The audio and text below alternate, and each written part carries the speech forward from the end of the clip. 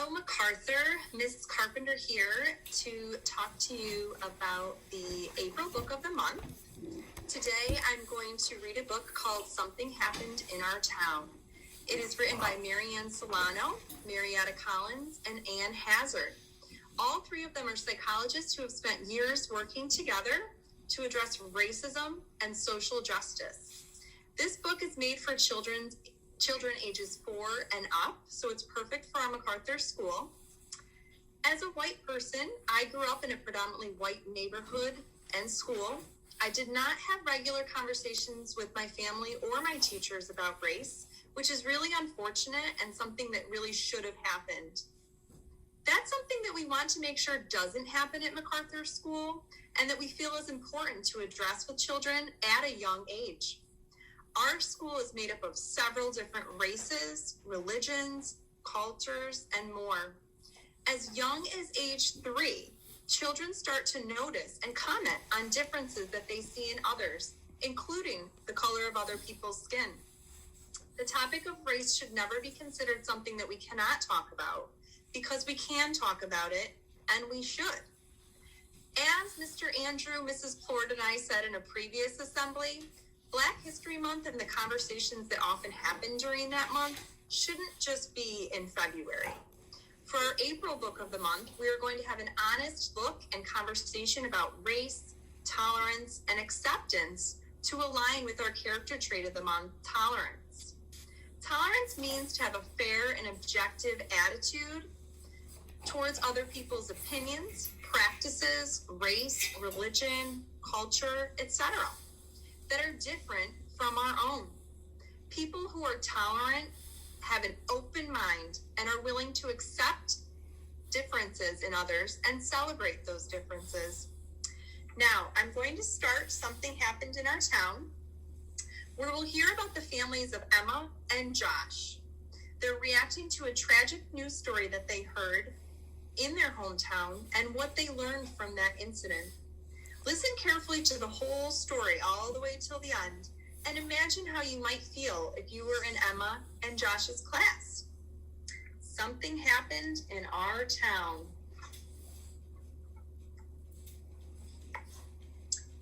Something bad happened in our town. The news was on the TV, the radio, and the internet. The grown-ups didn't think the kids knew about it, but the kids in Miss Garcia's class heard some older kids talking about it, and they had questions. After school, Emma asked her mother, "Why did the police shoot that man?" "It was a mistake," said her mother. "I feel sad for the man and his family." "Yes, the police thought he had a gun," said her father. "It wasn't a mistake," said her sister Liz. "The cops shot him because he was black." Emma was confused. "He is brown, not black," she said. "Some black people have dark brown skin, and some have light brown skin," Emma's father explained. "Black usually means African American.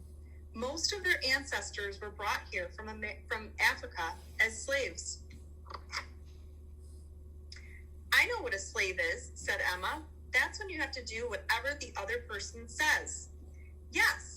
Slaves had to do whatever white people told them to do.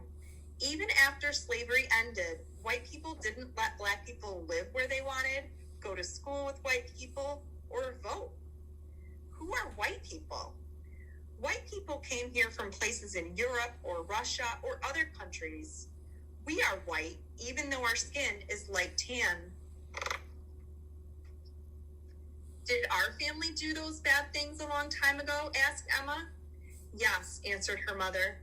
"Back then, many white people thought that they were better than black people, even though it wasn't true." Liz added, "Some white people still think most black men and boys are dangerous, even though they're not." "Was the man that got shot dangerous?" asked Emma. "No," her mother said. "Shooting him was a mistake. It was a mistake that is part of a pattern." "Like the pattern on my blanket?" Emma asked. "Yes, but this pattern is being nice to white people and mean to black people. It is an unfair pattern." Suppose you had a birthday party and invited everyone in your class except the black kids, her mother said. How would the black kids feel? They would be sad, Emma said, or mad. And you would be missing out because you never know who is going to be your best friend, said Liz. And you can help others to be fair, said her mother. Like telling Anna to stop teasing Ling about her name, asked Emma. Her mother gave her a hug. Yes, just like that.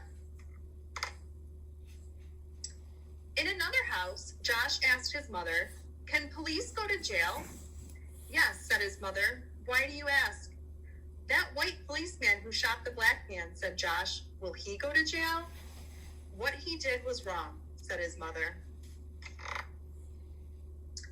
"But he won't go to jail," said his father. "Why not?" asked Josh. "Cops stick up for each other," said Josh's brother Malcolm, "and they don't like black men." Josh was confused. "Why not? Some police are black." "You're right," said his mother. "Uncle James is a police officer, and so is my friend Kenya. There are many cops, black and white, who make good choices," said his father, "but we can't always count on them to do what's right."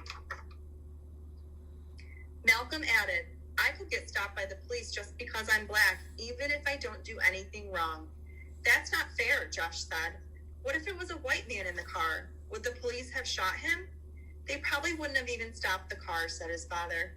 "Sometimes white people are treated better than black people," said his mother, "but it's not right. Everybody should be treated fairly." Josh's mother gave him a hug. "We're proud of who we are. Harriet Tubman, Martin Luther King Jr., and Nelson Mandela were strong and brave black leaders. They showed us that we can stand up for our rights and set good examples for others. They were treated unfairly, but helped others learn to be more fair." "Some people haven't learned that yet," said his father angrily. "Why are you mad?" asked Josh. "I'm mad that we're still treated poorly sometimes, but I can use my anger to make things better," said his father.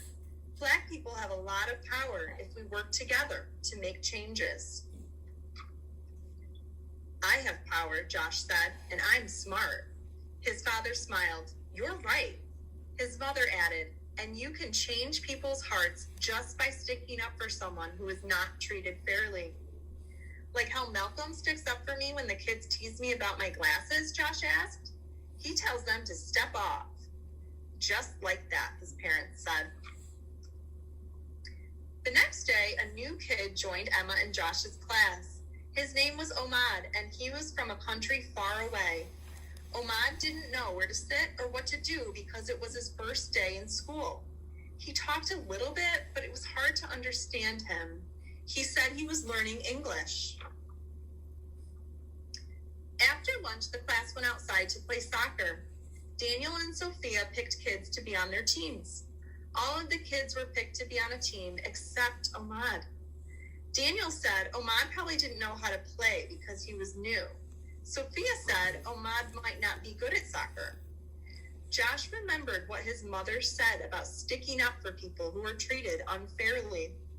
Emma remembered what her mother said about unfair patterns and birthday parties. All of a sudden, Omad wasn't alone. Emma and Josh were leading him to their team. "We have enough kids on our team," Daniel said. "We don't need him." But Josh was ready. "Step off," he said. "He's playing." "Yeah," said Emma. "We don't want to miss out." And just like that, Emma and Josh gained a new friend and started a better pattern at their school. I really enjoyed that story, and I know some of you may have some questions about the story and some of the topics that were talked about, and that's a good thing.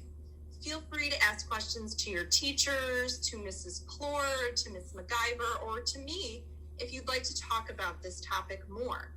The story ended with both Josh and Emma including a child who was different than them after learning from their families that we should never discriminate against others based on the color of their skin or any other part of their identity of who they are. That can include people that might wear glasses, how their hair's styled, their eye color, what language they might speak. So all things that are part of who you are and your identity, and things that are really out of your control. You should never treat someone unfairly because of that.